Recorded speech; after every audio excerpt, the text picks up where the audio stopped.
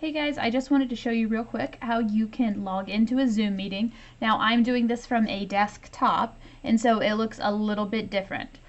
From what I understand about Zoom, if you are accessing it from a smartphone, you might have to download the Zoom app and then access it through there.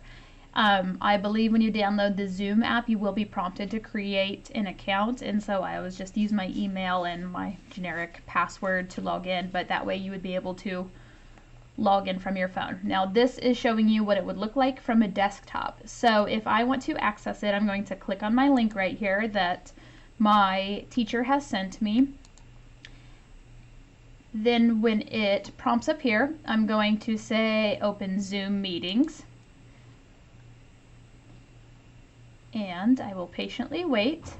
Now this will say join with video or join without video. Because I'm using video to record this, it might be a little bit off, but we're going to try. You would automatically click join with video. That way the teacher would be able to see your face as well. And so once you do that, it's going to prompt you and it will say, please wait, the meeting host will let you in soon. And so that might be that your teacher is currently with another parent.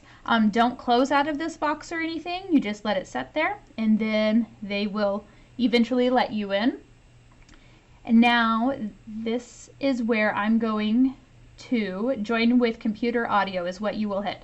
I'm going to do this and then I'm going to have to switch back because I can't do computer audio with Zoom as well as with my recording device. So I'm going to click it and there we are. I think we're in. So once you're in here, you will want to come down to the bottom. You might be automatically muted when you join that Zoom. So this is just how you mute and unmute. You simply touch it and then you will click start video.